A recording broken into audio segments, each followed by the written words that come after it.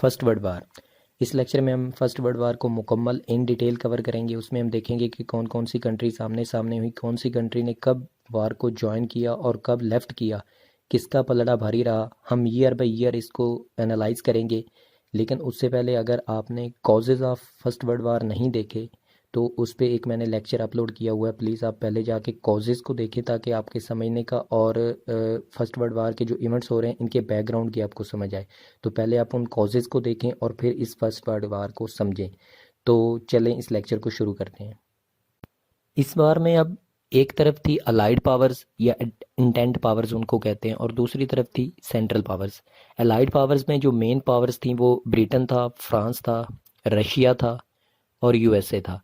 जबकि जो central powers थी उसमें जर्मनी था, ऑस्ट्रिया हंगरी था।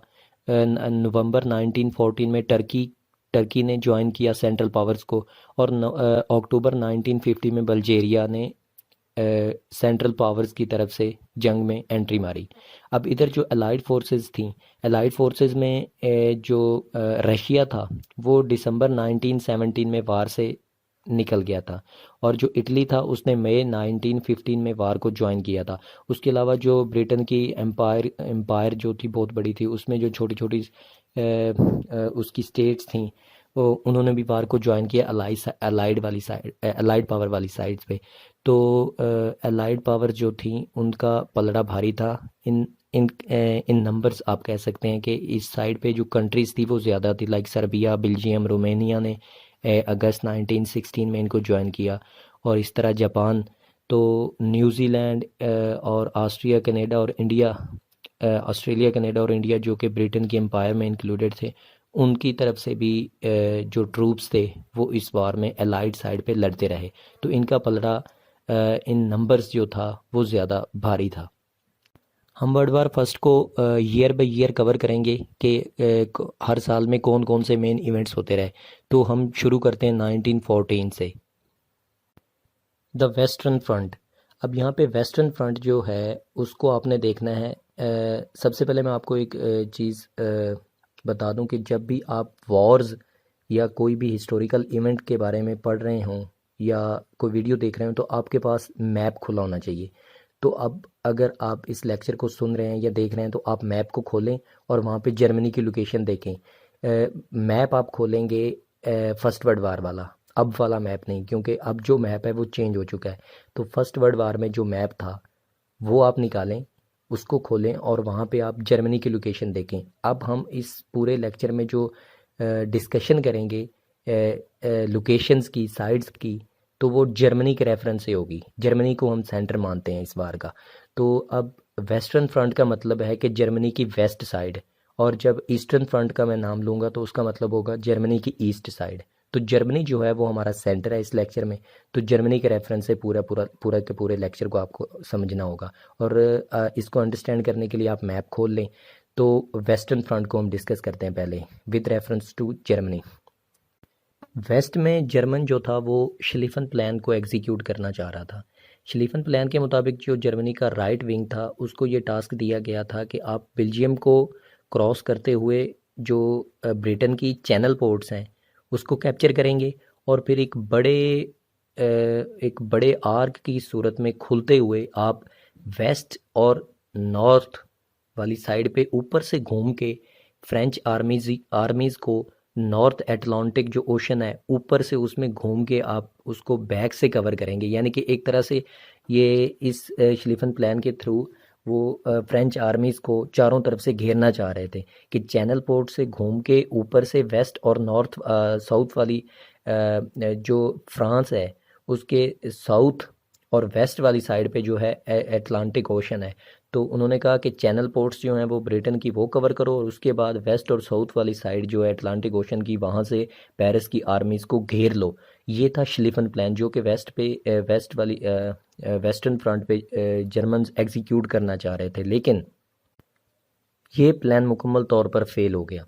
फेल होने की वजह ये थी कि इस प्लान के मुताबिक जो बेल्जियम था उसको उन्होंने फौरी तौर पर विद इन 1, 2 और 3 डेज़ बेल्जियम को क्रॉस करके चैनल पोर्ट्स को कैप्चर करना था। लेकिन यहाँ पे हुआ ये कि जर्मन्स का जो ब्रसल्स को कैप्चर करना ब्रसल जो कि बेल्जियम का कैपिटल है, उसको कैप्चर करने में जर्मन्स को 2 हफ्ते लग गए। और ये 2 हफ्ते जो बहुत इम्पोर्टेंट डिले समझा गया, क्योंकि इस 2 हफ्ते ने ब्रिटिश को टाइम दे दिया कि उन्होंने जो चैनल पोर्ट्स थी वो फौरी तौर पर फ्री कर दी। फ्री करके वहाँ पे अपना फौरी से जो एक्सपेडिशनरी का और एम्यूनिशन का जो सामान है वो वहाँ पे लैंड करवा दिया, और वो उन्होंने वहाँ पे विद इन 2 वीक्स अपनी पोजीशन स्ट्रॉन्ग कर ली। अब चूंकि उनका श्लिफन प्लान तो फेल हो चुका था, अब जर्मनी ने जो स्ट्रेटजी लगाई वो यही थी कि ईस्ट की तरफ से हम पेरिस पहुँचें। तो ईस्ट की तरफ से वो पेरिस पहुँचना चाह रहे थे, लेकिन वहाँ पे उनको जो प्रॉब्लम्स फेस करने को आ रही थी वो अगस्त के महीने में जो गर्मी थी उसमें आगे बढ़ना थके हुए फौजियों के लिए, और फिर फूड और आर्मी का जो एम्यूनिशन का सिस्टम होता है उसकी सप्लाई बहुत डिफ़िकल्ट हो रही थी अगस्त की हीट में। सितंबर में जो फ्रेंच थी उन्होंने जॉफर की कमांड में बैटल ऑफ मैन के नाम से एक बैटल है, उसमें जर्मन्स पे अटैक किया और जो जर्मन्स थे इनको वापस धकेल दिया रिवर एजन तक। तो अब ये जो मैं नाम ले रहा हूँ, एजन, रिवर एजन या बैटल ऑफ मार्न मैंने नाम लिया है, तो ये जो मार्न और एजन ये जो 2 जगहों के नाम हैं, ये अगर आपने मैप्स खोले हुए हैं तो आप फौरी देख सकते हैं कि ये किस किस जगह पे हैं। तो आप अगर इस वॉर को अच्छी तरह समझना चाहते हैं तो आपको मैप खोल लेना चाहिए ताकि आप अच्छी तरह अंडरस्टैंड कर सकें, क्योंकि मैं इस लेक्चर में हर जगह का लोकेशन को एक्सप्लेन नहीं कर सकता, उस तरह बहुत ज़्यादा टाइम लग जाएगा। अब वेस्टर्न फ्रंट पे जो फ्रेंच आर्मीज़ थी उन्होंने जर्मन आर्मीज़ को पीछे धकेल दिया था। अब रिवर एजन पे आके जो जर्मन आर्मी थी वहाँ पे आके उन्होंने ट्रेंच, खंदकें जिसे बोलते हैं, वो खोद ली लंबी लाइन पूरी आर्क में, और वहाँ पे वो रुक गए एक तरह से। अब जो इस वार का या इस बैटल का, बैटल ऑफ मान का जो इफ़ेक्ट है वो बहुत अहम है। इसका एक इफ़ेक्ट तो ये हुआ कि जो जर्मन्स का प्लान था, श्लिफन प्लान, वो हमेशा के लिए फेल हो गया कि वो टाइम बाउंडेड प्लान था। अब क्योंकि टाइम के मुताबिक कुछ भी नहीं हुआ तो वो प्लान हमेशा के लिए फेल हो गया। अब जो दूसरा इसका था इफ़ेक्ट वो ये था कि जर्मन्स को अब 2 फ्रंट पे ना मुकम्मल फुल स्केल जंग करनी पड़नी थी, एक ईस्टर्न फ्रंट पे एक वेस्टर्न फ्रंट पे, जो कि ये जर्मन्स के प्लान में कभी भी नहीं था। जर्मन हमेशा ये चाह रहा था कि वेस्टर्न फ्रंट को हम फौरी कवर करेंगे और फिर ईस्टर्न फ्रंट पे हम फुल जोर के साथ रशिया के साथ लड़ेंगे। लेकिन यहाँ पे इनको वेस्टर्न फ्रंट पे उस तरह से कामयाबी नहीं हुई, तो यहाँ पे भी इनको फुल स्केल जंग लड़ना पड़नी थी। अब ईस्टर्न फ्रंट, अब ईस्टर्न फ्रंट का मतलब फिर से मैं आपको बताऊं कि जर्मनी के रेफरेंस से हम देख रहे हैं कि जर्मनी के ईस्ट पे, अब जर्मनी के जो ईस्टर्न फ्रंट है, जर्मनी की ईस्ट साइड पे जो मेन पावर जिसके साथ जर्मनी का मुकाबला था वो थी रशिया। अब ईस्टर्न फ्रंट पे ये रशिया के सामने आमने सामने हुए। जर्मनी एक्सपेक्ट कर रहा था कि जो रशिया है उसकी जो मोबिलाइजेशन सिस्टम है वो स्लो होगा, कि उसका जो फौज को आगे लेके आने का जो सिस्टम है वो स्लो होगा, लेकिन रशिया ने इस एक्सपेक्टेशन को तोड़ डाला कि उनकी जो मोबिलाइजेशन थी वो बहुत तेज़ थी। और लेकिन उनसे एक गलती ये होगी कि उन्होंने ऑस्ट्रिया और जर्मनी को एट द सेम टाइम उन्होंने दोनों को इन्वेड कर दिया, कि दोनों में घुस गए, तो ये उनसे गलती हो गई। तो इसमें ये हुआ कि जो ऑस्ट्रिया था वो क्योंकि एज़ कम्पेयर टू जर्मनी उस तरह पावरफुल नहीं था, तो ऑस्ट्रिया में तो उनको कामयाबियां हुई रशियंस को कि उन्होंने उनका एक प्रोविंस था गलेशिया के नाम से वो कैप्चर कर लिया, लेकिन जर्मन्स जो थे वो उनसे ज़्यादा पावरफुल थे। अब जर्मन्स के सामने जर्मन्स जो थे उन्होंने, उनका एक रिटायर्ड ऑफिसर था हिंडनबर्ग की कमांड में, उन्होंने रशियंस को 2 दफ़ा डिफीट किया। एक दफ़ा टिननबर्ग, अगस्त में टिननबर्ग पे, और जो सितंबर में मैजूरियन लेक्स पे जो इनको दोबारा से डिफीट किया, तो जर्मनी से इनको बाहर निकाल दिया। अब जो इस बैटल के इफ़ेक्ट्स हैं वो बड़े इम्पोर्टेंट थे कि रशियंस जो थे वो, उनका जो एम्यूनिशन था या उनका जो इक्विपमेंट, जो सामान था जंग का, वो बहुत भारी मिकदार में यहाँ पे एक तरह से कह लें कि ज़ाया हो गया इन 2 बैटल्स में, टिननबर्ग वाली और मैजूरियन लेक्स वाली में। और उनको इस नुकसान का अजाला करने में सालों लग गए, कि इतना जो उनका नुकसान हुआ था एम्यूनिशन का, उतना एम्यूनिशन बनाने में उन्हें सालों दोबारा लग गए, कि बहुत ज़्यादा नुकसान हो गया था। अब 1914 के एंड तक जो रशिया था उन्होंने 625 मिलियन तक उनकी जो फ़ौज थी वो मोबिलाइज़ हो चुकी थी, इन एक्शन आ चुकी थी। लेकिन मज़े की बात है कि 1/3 जो तीसरा हिस्सा है उसके पास राइफ़ल तक भी नहीं थी, खाली हाथ ही आए हुए थे लड़ने के लिए। तो ये जो इफ़ेक्ट था ये उसी 2 वार बैटल्स का था कि उनके पास जो असला था, जो एम्यूनेशन था वो वहाँ पे उन्होंने ज़ाया कर लिया था। तो ये 1914 में जो मेन इवेंट्स हुए थे वेस्टर्न और ईस्टर्न फ्रंट पे। अब हम एनालाइज करते हैं साल 1915 को, 1915 को। तो 1950 में जो सबसे पहले हम देखते हैं वो देखते हैं वेस्ट को। वेस्ट में है the stalemate in the west. Stalemate का मतलब है कि तातुल, कि आगे ना बढ़ना, एक ही जगह पे रुक गए वो। उसकी रीज़न ये थी कि ट्रेंच उन्होंने खोद ली थी। तो दोनों साइड्स पे ट्रेंच खोद खोद ली गई थी और वो ट्रेंच में बैठ गए थे कि मतलब कोई ज़्यादा एडवांसमेंट नहीं हो सकी दोनों साइड से। अब जो ट्रेंचेस थी वहाँ पे एक ये था कि दोनों तरफ से ट्रेंच खोद ली गई थी और जो बीच में नो मैंस लैंड जिसे बोलते हैं कि वहाँ पे जो खाली जगह थी बीच में, वहाँ पे खारदार जो तारें थी वो बिछी हुई थी। और अब प्रॉब्लम ये था कि किसी भी साइड को अगर पावरफुल अटैक करना है तो उसको सबसे पहले वो तारें या जो भी जितना सामान है सबसे पहले उसे डिस्ट्रॉय करना होगा, तबाह करना होगा, साफ करना होगा। तो फिर वो आगे एडवांसमेंट कर सकता है। तो उस काम के लिए उसको पहले वो तबाह करना पड़ेगी। अब उसके तबाह करने में जो अपोजिंग साइड है उसको फौरी पता चल जाना था कि अब वो खारदार जो तारे हैं वो तबाह कर रहे हैं, तो उनका मूड है आगे आने का। तो वो एक प्लेंटी ऑफ वार्निंग जो थी वो वहाँ पे मौजूद थी कि उनको पहले से पता हो जाना था। तो वहाँ पे एडवांसमेंट जो थी आगे बढ़ना था वो क्वाइट डिफ़िकल्ट था, मुश्किल था। वहाँ पे एयरक्राफ्ट थे और ऑब्जर्वेशन बलून्स थे जो कि वहाँ पे जिस तरह के आजकल आप देखते हैं कि रॉकेट्स होते हैं, वो उस तरह से ऑब्जर्वेशन देख लेते थे कि कंसंट्रेशन ऑफ ट्रूप्स के कहाँ पे फौजी ज़्यादा खड़े हैं। तो ये भी एक तरह से एडवांसमेंट या आगे बढ़ने के लिए एक हिंड्रेंस थी, एक मुश्किल थी आगे बढ़ने के लिए दोनों साइडों से। जो ट्रेंच थी या खंदकें जिसे बोलते हैं वो उसको कैप्चर करना क्वाइट डिफ़िकल्ट था। वहाँ पे जो घोड़सवार फ़ौज थी वो बिल्कुल काम नहीं आनी थी क्योंकि मशीन गन्स वो सेट करके बैठे हुए थे ट्रेंच में। और वहाँ पे आगे जाना मतलब सुसाइडल एक तरह से अटैक्स थे वो, कि आगे जाना मौत के मुंह में जाने के मुतरादिफ था। तो वहाँ पे आगे बढ़ना क्वाइट डिफ़िकल्ट था, इसलिए जो वेस्टर्न फ्रंट पे थी वो जंग रुकी रही, यूं कह लें आप, 1915 में। लेकिन इस सारी रुकी हुई जंग के दौरान भी दोनों तरफ से कोशिशें जो थी वो जारी रहीं आगे बढ़ने की। तो यप्रेस में जो थे वो अटैक्स होते रहे। तो 1915 में यप्रेस में जब अटैक हुए तो जर्मन्स जो थे उन्होंने पॉइजन गैस यूज़ किया एक टैक्टिक के तौर पे कि आगे वाले जो हैं उनको जहरीली गैस फेंकी कि वो इस गैस से मर जाएंगे। तो हुआ ये कि जो डायरेक्शन थी हवा की वो चेंज हो गई और वो जो हवा उन्होंने गैस जो छोड़ी थी जहरीली वो उन्हीं की तरफ वापस आ गई और उससे इन जर्मन्स का जो था ज़्यादा नुकसान हो गया। और फिर उस वापस आती हुई गैस में साथ उन्होंने जो एलाइड पावर्स थी उन्होंने भी अपनी गैस और साथ मिला के छोड़ दी, तो इससे उनका और भी ज़्यादा नुकसान हुआ जर्मन्स का। अब हम एनालाइज करते हैं ईस्टर्न फ्रंट को 1915 में। तो 1915 में जो ईस्टर्न फ्रंट था जर्मनी का, तो वहाँ पे जो रशिया थी उसकी किस्मत जो आप कह लें मिली जुली थी। कि एक तरफ जो ऑस्ट्रिया के ख़िलाफ़ जो थी उनको वो सक्सेसफुल हो रहे थे, लेकिन जर्मन्स के साथ जब भी उनका कोई बड़ा क्लैश है तो वो हमेशा नाकाम हुए।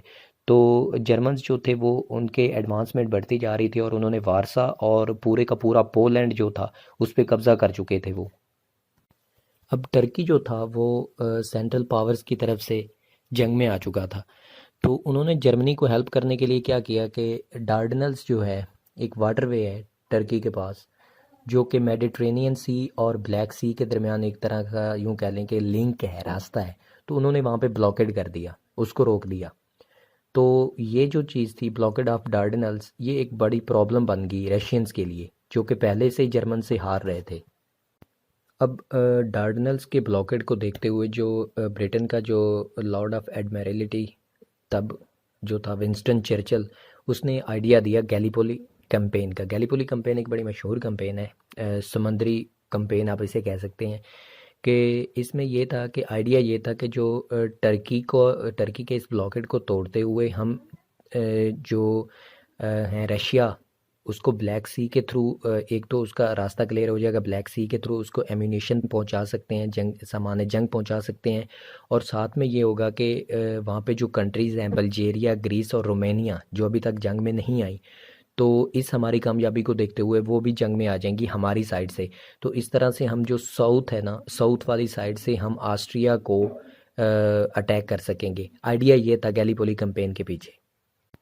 इस गैलीपोली कैंपेन में एंग्लो फ्रेंच, फ्रांस और ब्रिटेन की जो यूनाइटेड फोर्सेस हैं, उन्होंने इस कैंपेन में गए और डार्डेनल्स के मुकाम पे कॉन्स्टेंटिनोपल को कैप्चर करने का इनका इरादा था। लेकिन इस अटैक में ये मुकम्मल तौर पर फेल हो गए, ये कैंपेन मुकम्मल तौर पर फेल होगी, क्योंकि इनके जो जहाज़ थे वो जो तुर्क्स की तरफ टर्किश पीपल्स की तरफ से जो बारूदी सुरंगें बिछाई गई थी समंदर में, वहाँ पे स्ट्रक हो गए और वहाँ पे इनकी ये कैंपेन मुकम्मल तौर पर फेल हो गई मार्च में। अब इस गैलीपोली कैंपेन की नाकामी को देखते हुए जो बल्गेरिया एक कंट्री थी वो अभी तक वॉर में नहीं आई थी। अब ये एक तरह से गैलीपोली कैंपेन में जो एंग्लो फ्रेंच एलाइज थे उनकी हार थी, और जो जर्मन तुर्क या यूं कह लें कि जो सेंट्रल पावर्स थी उनकी ये एक तरह से जीत थी। तो उनकी इस जीत को देखते हुए, उनकी सक्सेस को देखते हुए जो बल्गेरिया था उसने वार को ज्वाइन किया सेंट्रल पावर्स की तरफ से। सर्बिया जो कि एलाइड पावर्स की तरफ से जंग में शामिल था, अब बल्गेरिया के वॉर में इंटर होते, बल्गेरिया अक्टूबर में वॉर में इंटर हुआ, और बल्गेरिया के वॉर में इंटर होते ही ये जो सबसे पहला जो ख़तरा था एलाइड पावर को शो हुआ वो यही था कि अब बल्गेरिया अब सर्बिया पे अटैक करेगा, क्योंकि सर्बिया के साथ उसकी पुरानी राइवलरी थी। तो इससे पहले अब एलाइड पावर्स ने सर्बिया की हेल्प करने के लिए सैलोनिका, जो कि ग्रीस की एक यूं कह लें कि ग्रीस की सिटी कह लें, ग्रीस की सिटी थी। ग्रीस क्योंकि एक न्यूट्रल कंट्री थी, उसने जंग में बिल्कुल भी हिस्सा नहीं लिया। तो वहाँ पे सैलोनिका पे फ्रैंको ब्रिटिश जो फोर्स थी वहाँ पे उन्होंने लैंड किया इसको सर्बिया को हेल्प करने के लिए। लेकिन वो जब तक पहुँचते, उनके पहुँचने से पहले ही बल्गेरिया और जर्मनी के एक यूनाइटेड अटैक ने सर्बिया को मुकम्मल तौर पर मतलब कि यूँ कह लें कि सर्बिया को मुकम्मल तौर पर कैप्चर कर लिया था उनकी हेल्प आने से पहले एलाइड पावर्स की। तो ये था ईस्टर्न फ्रंट पे जो मतलब कि जंग हो रही थी 1950 में।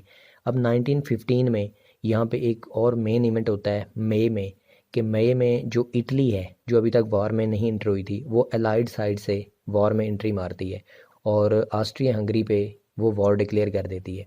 अब इसमें आइडिया ये था, लंदन में एक सीक्रेट ट्रीटी, यूँ कह लें कि खुफिया एक मुआहदा तय हुआ था इटली और एलाइड पावर्स के दरमियान। और इटली के साथ मुआहदा ये हुआ था कि अगर हम जंग जीते तो उस सूरत में आपको कुछ टेरिटरीज थी, लाइक साउथ टेलर था, इस्ट्रिया था, ट्रिस्टी था, और सम पार्ट ऑफ डालमेटिया था। तो इस तरह की जगहें जो एजियन सी जो थी वहाँ के कुछ आइलैंड्स होंगे, तो और प्रोटेक्टोरेट आपको दिया जाएगा अल्बानिया पे। इन चीज़ों का उनके साथ वादा किया गया इन केस के जंग जीतती हैं लाइट पावर्स। तो अब जो आइडिया था लाइट पावर्स का वो ये था कि अगर इटली ऑस्ट्रिया हंगरी पे वार डिक्लेयर कर देगी तो जो ऑस्ट्रिया के कुछ ट्रूप्स हैं वो ऑस्ट्रिया इटली के साथ जंग करने में लग जाएंगे। तो इस तरह से जो रशिया जो कि पहले से बहुत ज़्यादा थक चुका है जंग से और उस पर बहुत ज़्यादा प्रेशर आ चुका है, तो अब उसको थोड़ा सा रिलीफ मिलेगा इससे। तो आइडिया ये था। तो यहाँ पे एक मेन इवेंट ये होता है कि इटली ज्वाइन कर लेता है एलाइड पावर्स को 1915 में। अब हम एनालाइज करते हैं साल 2019 सॉरी साल 1916 को, कि 1916 में ईस्टर्न फ्रंट पे, वेस्टर्न फ्रंट पे और बाकी इसमें इस साल में मेन इवेंट्स क्या हुए थे। तो सबसे पहले है वेस्टर्न फ्रंट। वेस्टर्न फ्रंट जो है वो 1916 में उसको दो जो बहुत ही खौफनाक किस्म की जंगें हैं या लड़ाइयाँ या आप कह सकते हैं, वर्डन और सोम, उसके वजह से बहुत ज़्यादा याद किया जाता है कि यहाँ पे वर्डन और सोम पे बहुत टेरिबल किस्म की जंगें हुई थी जहाँ पे बहुत ज़्यादा जानी और माली नुकसान हुआ था। तो हम दोनों जंगों को वन बाय वन डिस्कस करते हैं। तो सबसे पहले है बैटल ऑफ वर्डन। वर्डन जो था वो फ्रांस का एक बहुत ही इम्पोर्टेंट किला कह लें आप, किला था। तो उस किले पे जो जर्मन्स थे उन्होंने फाकनहैन की कमांड में एक बड़ा मैसिव किस्म का अटैक किया फरवरी 1917 में। और उनकी फरवरी 1916 में।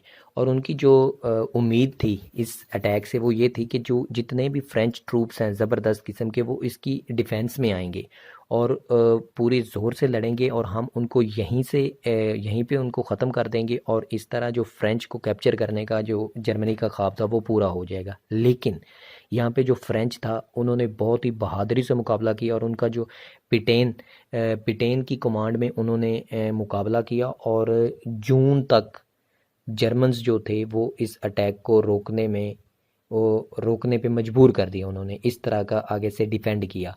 तो यहाँ पे जो जानी और माली नुकसान हुआ था वो बहुत ही मैसिव किस्म का था। जो फ्रांस थे, फ्रांस के 3,15,000 फौजी यहाँ पे मारे गए थे, जो कि जर्मन्स यही चाहता था कि ज़्यादा से ज़्यादा उनके जो फौजी हैं वो यहाँ पे मार दिए जाएं। लेकिन यहाँ पे जो आप दूसरी बात देखें वो ये है कि जो जर्मन था उनका भी बड़ा भारी नुकसान हो गया था कि जर्मन के भी 2,80,000 फौजी यहाँ पे मर चुके थे इसी बैटल ऑफ वर्डन में। तो ये 1916 का एक बहुत ही हैवी और मैसिव किस्म की बैटल आप कह सकते हैं, जो कि फर्स्ट वर्ल्ड वार का हिस्सा है। द बैटल ऑफ द सोम 1916 में जो फर्स्ट वर्ल्ड वार का दूसरा मेन इवेंट जो है बैटल ऑफ वर्डन के बाद वो बैटल ऑफ सोम था। अब इसमें हुआ ये था कि ये एक सीरीज ऑफ अटैक्स थी जो कि 4 माह से ज़्यादा तक जारी रही ब्रिटिश की तरफ से। ब्रिटिश ने 1 जुलाई को इसको शुरू किया और ये तकरीबन नवंबर तक चलती रही।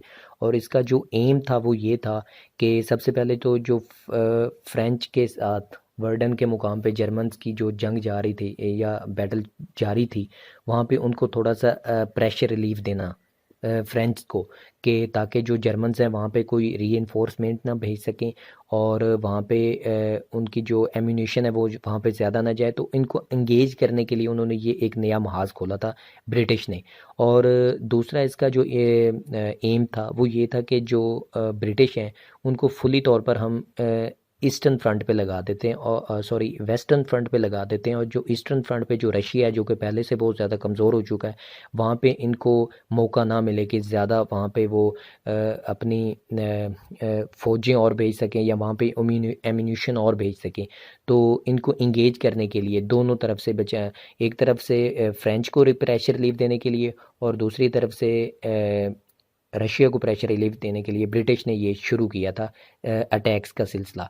अब इसमें जो है वो अटैक के पहले ही दिन जो ब्रिटिश जो सोल्जर्स थे 20,000 सोल्जर्स पहले ही दिन मारे गए और तकरीबन 60,000 जो थे वो ज़ख्मी हुए। और जो ब्रिटिश का कमांडर इन चीफ था हेग जो, उस पर बहुत ज़्यादा क्रिटिसिज्म भी इस बात पे हुआ कि जब पहले ही दिन इतना नुकसान हो गया था तो आपको जंग या बैटल रोक देनी चाहिए थी कुछ दिनों के लिए, कुछ नई स्ट्रेटेजी लेकर आते। लेकिन उसने वहाँ पे नहीं रोकी और ये 4 माह से ज़्यादा ये जो बैटल थी ये जारी रही। और इसमें जो जानी नुकसान है वो बैटल ऑफ वर्डन से भी ज़्यादा हुआ। यहाँ पे तकरीबन 6,50,000 जो थे जर्मन्स वो मारे गए और जो 4,18,000 ब्रिटिश फौज थी वो मारी गई और 1,94,000 जो फ्रेंच सोल्जर्स थे वो मारे गए। तो ये जानी नुकसान के हिसाब से बैटल ऑफ वर्डन से भी ज़्यादा सीवियर किस्म की जंग थी। अब हम देखते हैं कि 1916 में जो ईस्टर्न फ्रंट था, रशिया वाला फ्रंट, वहाँ पे क्या चल रहा था। बैटल ऑफ वर्डन जो थी वहाँ पे जो फ्रेंच थी वो बहुत डेस्परेटली लड़ रही थी जर्मन्स फ़ौज के साथ। लेकिन वहाँ पे ब्रिटेन को भी और फ्रांस को भी बहुत ज़्यादा ख़तरा और डर था कि अगर ये जो बहुत अहम बैटल है अगर ये हम हार गए अलाइड फोर्सेस तो फिर जर्मन्स को कोई नहीं रोक पाएगा। तो इन दोनों कंट्रीज़ ने, ब्रिटेन और फ्रांस ने, रशिया को रिक्वेस्ट की कि आप वेस्टर्न साइड जो है ईस्टर्न जो फ्रंट है तो ईस्टर्न फ्रंट पे आप भी कोई अटैक करो ताकि जर्मनी का जो फुल जोर है वो इसी साइड पे ना रहे वेस्ट पे, बल्कि वो कुछ उस साइड पे भी ध्यान दें ताकि इस तरफ जो प्रेशर रिलीव है, जो प्रेशर थोड़ा कम हो सके एट द पॉइंट ऑफ वर्डन।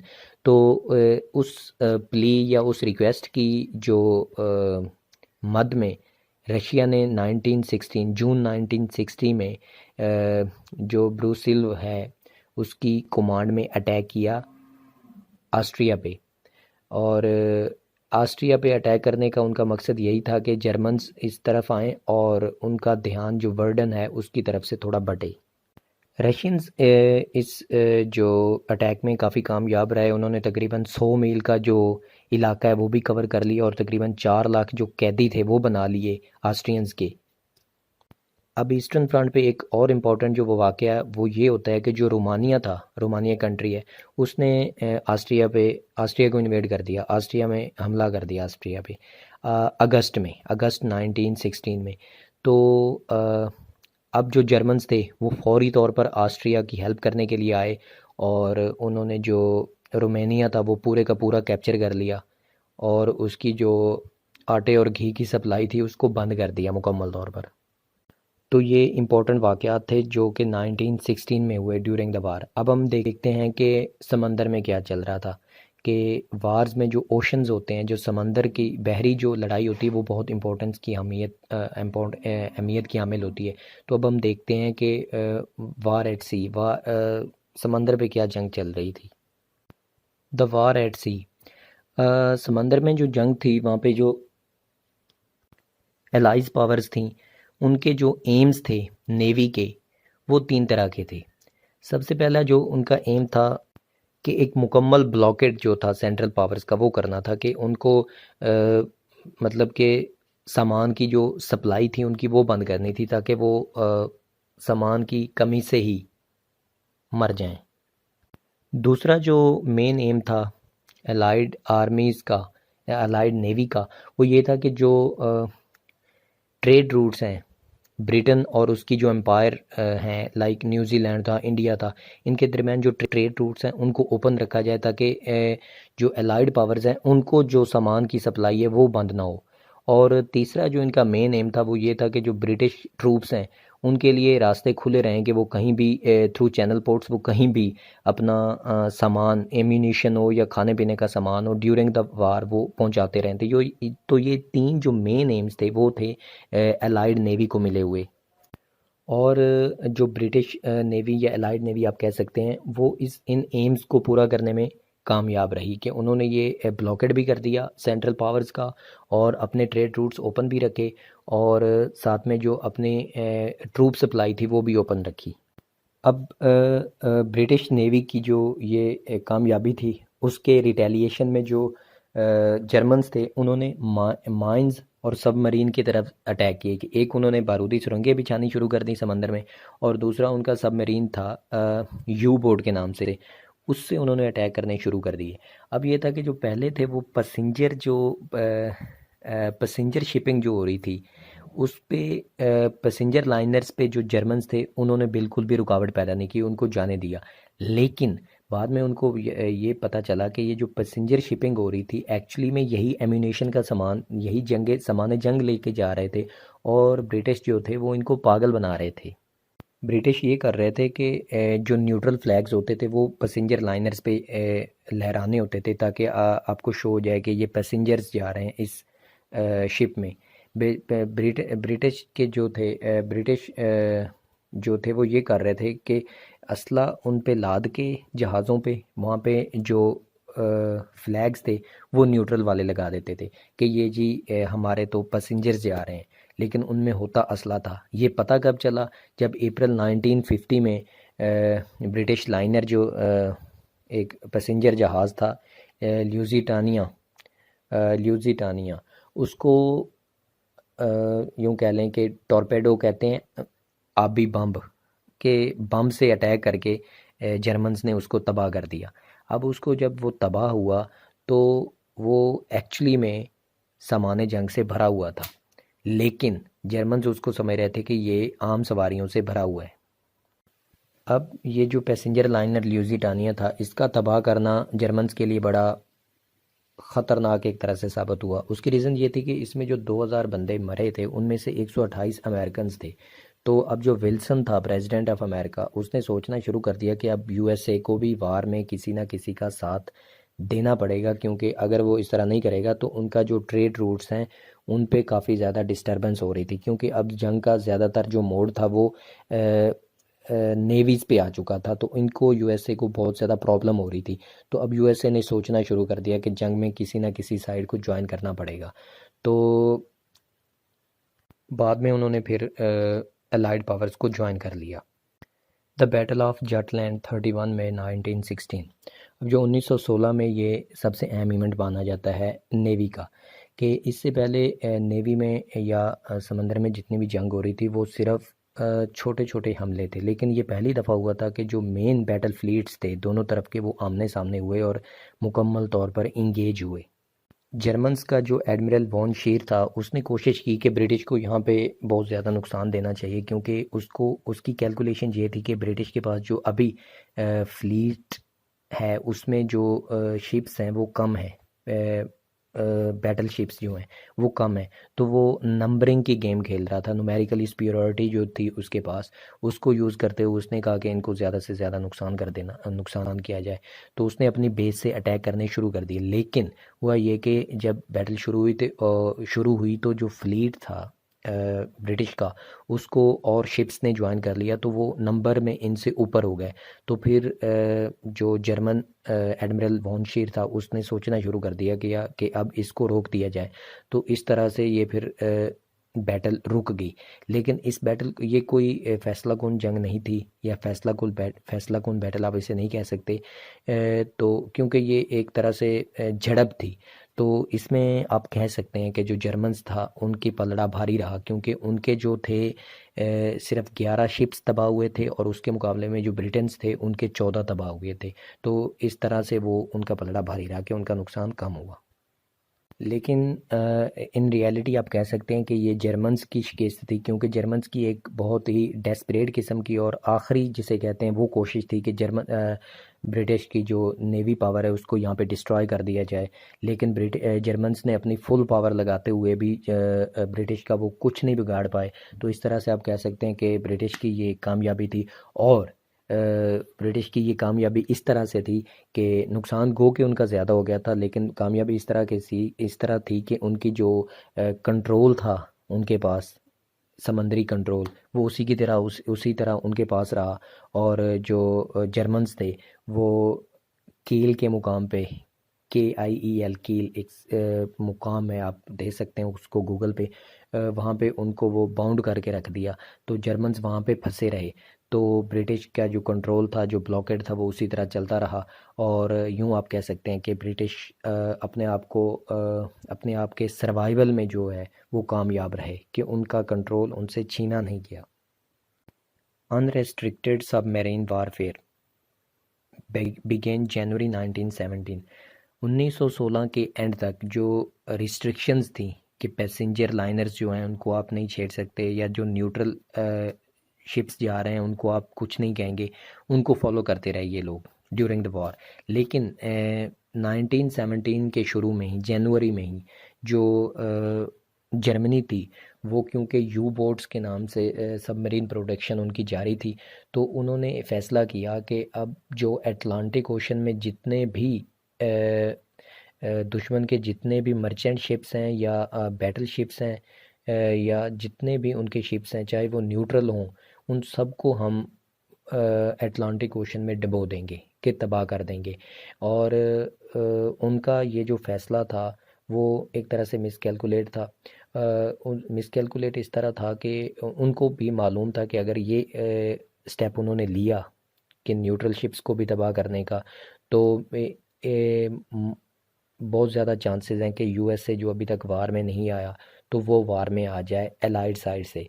तो इस ख़तरे के पेश नज़र उन्होंने ये डिसीजन लिया। लेकिन उनकी जो कैलकुलेशन वो ये थी कि इससे पहले कि यूएसए वॉर में आएगा और कोई कंट्रीब्यूट करेगा अलाइड साइड से, उससे पहले ही हम ब्रिटेन और फ्रांस को सरेंडर करने पे मजबूर कर देंगे, कि उनको मुकम्मल तौर पर तबाह कर देंगे, कि उनके जो ट्रेड के जो शिप्स हैं और उनके जो बैटल शिप्स हैं उनको हम डबो देंगे। तो ये उनका एक प्लान था अनरिस्ट्रिक्टेड सबमरीन वारफेयर में। तो उन्होंने उसी तरह किया जिस तरह उनका प्लान था। और अप्रैल 1917 में जो 430 जो शिप्स थे वो उन्होंने तबाह कर दिए या डुबो दिए आप कह सकते हैं। तो अप्रैल 1917 जो है उनका पीक ऑफ सक्सेस आप कह सकते हैं कि जो ब्रिटेन था वो 6 हफ्तों का जो उनका खाने का गल्ला है उसकी वो शॉर्टेज में आ चुका था और वो अपने प्लान में बिल्कुल कामयाब हो रहे थे जर्मन्स। अब ये जो सूरत हाल थी इसको ब्रिटेन के जो लॉर्ड जॉर्ज थे उन्होंने इसको थोड़ा टैकल किया। उन्होंने एक आइडिया दिया कि कॉन्वॉय सिस्टम में हम चलते हैं। कॉन्वॉय सिस्टम का ये मतलब होगा कि बहुत ज़्यादा ट्रेड के जो शिप्स हैं वो मर्चेंट शिप्स हैं वो चलेंगे और उनकी सिक्योरिटी पे जो स्काउट वारशिप्स जो होते हैं जो जंगी बैटल जंगी जहाज़ आप जिसे कह सकते हैं जंगी बहरी जहाज़ वो उनकी हिफाजत के लिए चलेंगे। तो इस सूरत में हम इकट्ठे चल के ख़ुद को बचा सकते हैं इन अटैक से, क्योंकि वो अकेले अकेले जहाँ पे भी जाते थे जर्मन्स उनको अटैक करके सबमरीन यू बोट से अटैक करके उनको तबाह कर देते थे। तो उन्होंने कॉन्वॉय सिस्टम इंट्रोड्यूस किया, उससे उनकी कुछ बचत हुई। अब यहाँ पे ये एक पॉइंट देखना बहुत ज़रूरी है कि ये जो सबमरीन कैंपेन थी यहाँ पे इसने जो एक बहुत बड़ा ब्रेक थ्रू किया वो ये था कि जो यूएसए जो अभी तक न्यूट्रल था किसी साइड पे भी नहीं था उसने वॉर में एंट्री मारी और एलाइड साइड से वो वॉर में आ गया। साल 2016 के जो इवेंट्स थे उसको कवर करने के बाद हमने थोड़ा सा जो सी समंदरी वॉर जो थी उसको थोड़ा एनालाइज किया है। अब हम वापस अपने उसी पैटर्न पे आते हैं कि सालों के ज़रिए कि हर साल में जो मेन मेन इवेंट्स हुए उनको कवर करते हैं। तो हम साल 2016 कवर कर चुके थे, अब साल 2017 सॉरी 1917 है। मैं 2017 बार बार यूज़ कर रहा हूँ तो प्लीज़ उसको करेक्ट कर लीजिए, 1917। तो 1917 में जो मेन इवेंट्स होते हुए थे उनको हम गो थ्रू करते हैं। तो हमारा पैटर्न वही है, सबसे पहले हम वेस्टर्न फ्रंट को कवर करेंगे फिर ईस्टर्न फ्रंट को।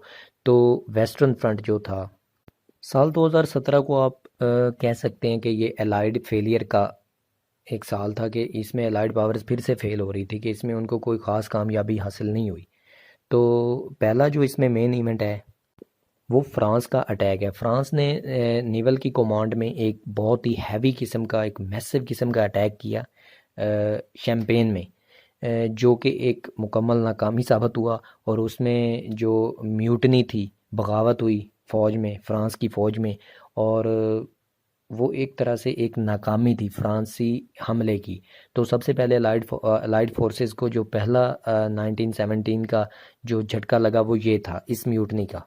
दूसरा जो फेलियर था वो ये था कि जून से लेकर नवंबर तक जो ब्रिटिश थे वो बड़ी ही एक यूं कह लें कि मडी मडी कहते हैं, बहुत ही ज़्यादा वो दलदली इलाका था, कीचड़ वाला। वहाँ पे वो यप्रेस की जो तीसरी जंग थी वो लड़ रहे थे और वो बहुत ही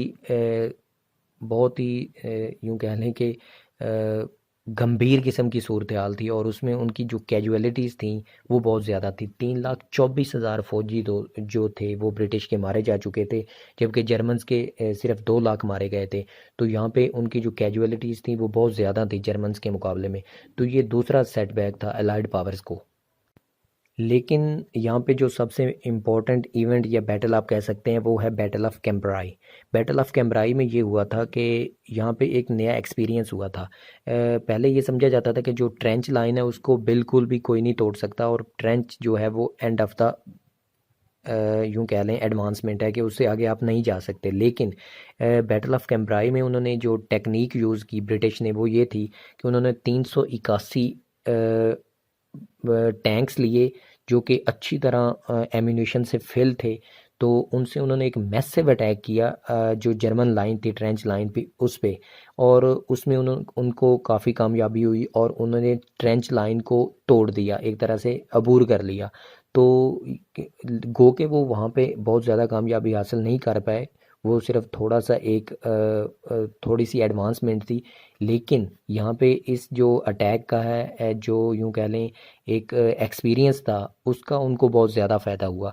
वो उनके लिए एक तरह से मॉडल बन गया बैटल ऑफ कैम्ब्राई जो था कि ट्रेंच लाइन को भी तोड़ा जा सकता है। और हम जो पहले ये समझ रहे थे कि ट्रेंच लाइन को नहीं तोड़ा जा सकता, तो यहाँ पे उनको प्रूव्ड हो गया।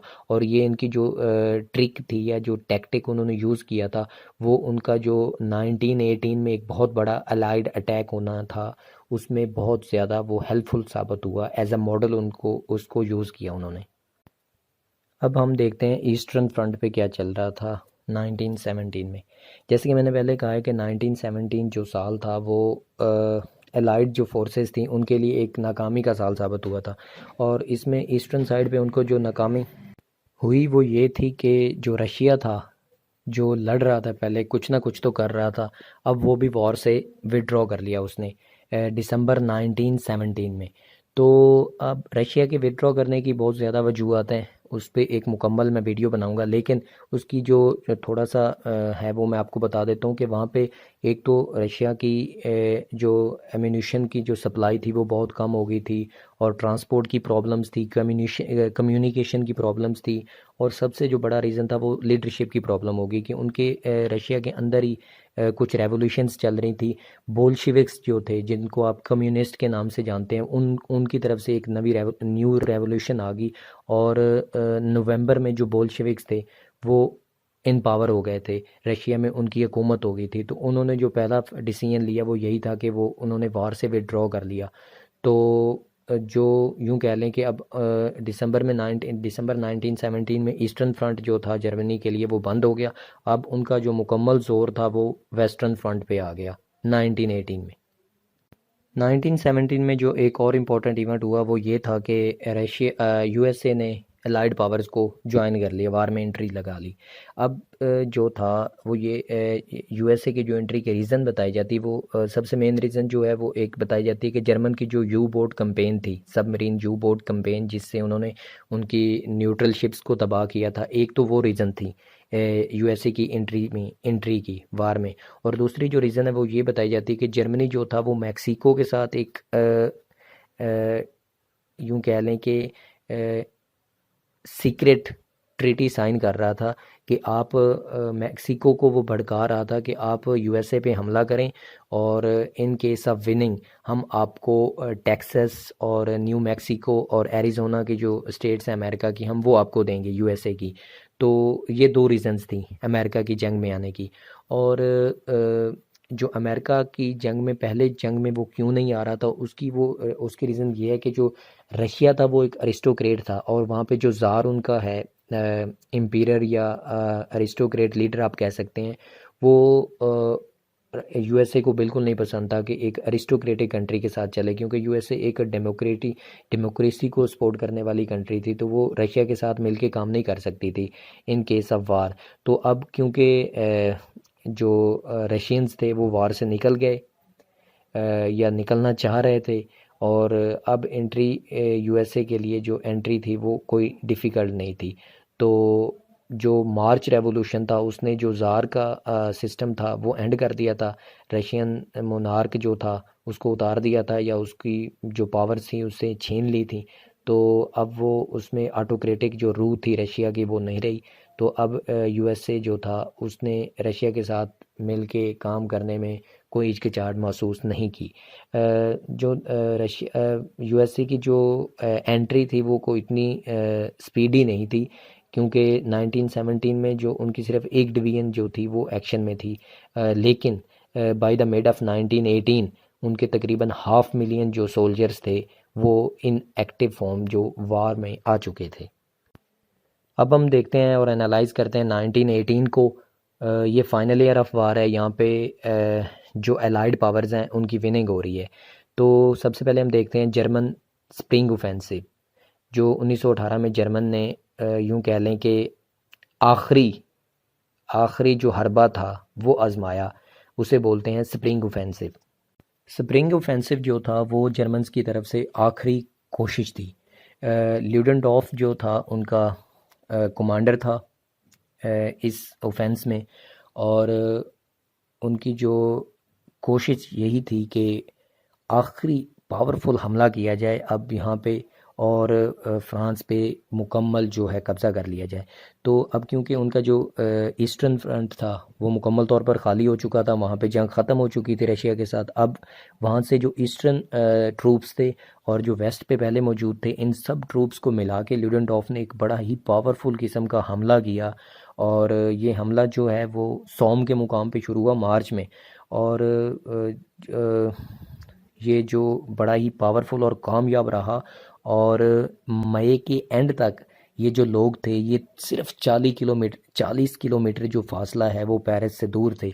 और यहाँ पे लग रहा था कि जो अलाइड पावर्स हैं वो हार रही हैं जंग को, क्योंकि इनकी जो एडवांसमेंट थी वो बहुत ही पावरफुल और बहुत ही स्पीडी थी। तो ये सिर्फ 40 माइल्स दूर रह गए थे पेरिस से। पेरिस पे इनका कदम जमने से सिर्फ 40 किलोमीटर। लेकिन यहाँ पे जो एलाइड पावर्स की तरफ से जो फ्रेंच मार्शल फौज था उसकी कमांड में जो एलाइड पावर्स थी या एलाइड फोर्स थी, उसने किसी न किसी तरह से मैनेज कर लिया इनको रोकना, या इनका जो बढ़ता हुआ जो एडवांस था उसका मोमेंटम को थोड़ा उन्होंने ख़राब कर दिया और रोक दिया। The allied counter offensive begins 18 अगस्त। अब इस ये जो हमला हो चुका था, जो स्प्रिंग ऑफेंसिव जर्मन्स की तरफ से हो चुका था, उसके मुकाबले में या उसके जवाब में एलाइड की बारी थी कि वो काउंटर ऑफेंसिव लेकर आते। अब एलाइड ने काउंटर ऑफेंस शुरू किया। इस काउंटर ऑफेंस में जो एलाइड फोर्सेस थी उन्होंने हंड्रेड्स ऑफ टैंक्स यूज़ किए और एक बड़ा ही पावरफुल और प्लान्ड किस्म का जो ऑफेंस था ये जो कि अमाइंस जो है वहाँ से इन्होंने स्टार्ट लिया। और ये एक बहुत ही फैला हुआ यूं कह लें कि अटैक था। और डिफरेंट पॉइंट्स पे ये मास अटैकिंग कर रहे थे और नैरो फ्रंट्स को कवर कर रहे थे। तो इसमें यह है कि एक जो जर्मन लाइंस थी उनको इन्होंने मुकम्मल तौर पर तबाह और ब्रीच कर दिया। और उन्होंने जर्मन्स को इस बात पे मजबूर कर दिया कि वो अब वापस जाएं। और सितंबर के एंड तक जो जर्मन्स जो फ़ौजें थी उनको इन्होंने वापस धकेल दिया। और जो हिंडनबर्ग लाइन जो थी बहुत ही इम्पोर्टेंट हिंडनबर्ग लाइन, और उस लाइन को भी एलाइड फोर्सेस जो थी वो उस बाय द एंड ऑफ सितंबर तोड़ चुकी थी। तो यहाँ पे गो के अभी तक जर्मनी खुद इन्वेड नहीं हुआ था, जर्मनी में एलाइड फोर्सेस ने कदम नहीं रखे थे। लेकिन जो ल्यूडेनडॉर्फ जो था, जो उनका कमांडर था जर्मन फोर्सेस का, वो यहाँ पे बिल्कुल श्योर हो चुका था, उसको यकीन हो चुका था कि 1919 के स्प्रिंग में हम मुकम्मल तौर पर डिफीटेड हम हो जाएंगे, हमारी मुकम्मल शिकस्त हो जाएगी। तो उसने इस बात पे अपनी जर्मन गवर्नमेंट को इंसिस्ट करना शुरू किया कि प्रेसिडेंट विल्सन जो है यूएसए का, उसके साथ एक आर्मिस्टिस या सीज़ फायर जिसे आप कहते हैं वो साइन किया जाए। और उसकी जो उम्मीदें थी वो यही थी कि विल्सन क्योंकि पहले 14 पॉइंट्स दे चुका था और वो अब ल्यूडेनडॉर्फ चाह रहा था कि उस 14 पॉइंट्स के मुताबिक ही आर्मिस्टिस ये वाला साइन हो जाए, सीज़ फायर जो है। और दूसरा उसका जो यहाँ पे एम था वो ये था कि इस सीज़ फायर से या इस आर्मिस्टिस साइन होने से जंग रुक जाएगी और इस तरह जर्मनी जो है वो खुद इन्वेड नहीं हो पाएगा, जर्मनी में कोई भी फॉरेन ट्रूप अभी तक कदम नहीं रख पाएगा। और दूसरा जो है उनका जो रेपुटेशन और डिसिप्लिन जो है आर्मी का वो भी किसी न किसी तरह से रिजर्व रह जाएगा, कि उसकी भी कुछ ना कुछ लज रह जाएगी। तो इसी दौरान अगले 5 हफ्तों तक जंग जारी रही। लेकिन उसी दरमियान ये जो डायलॉग सिस्टम था और ये डायलॉग सिस्टम चलता रहा और आखिरकार 11 नवंबर 1918 को आर्मिस्टिस साइन हो गया और ये जंग वहाँ पे रुक गई। तो अगर आपने चैनल को सब्सक्राइब नहीं किया तो प्लीज़ चैनल को सब्सक्राइब करें और बेल आइकन को दबा दें। और आने वाले लेक्चर से अपडेट रहने के लिए ट्यून्ड रहें। हम इस प्लेटफॉर्म पे जो CSS और PMS की मुकम्मल आउटलाइन कवर करेंगे और FPSC की रिकमेंडेड बुक से कवर करेंगे।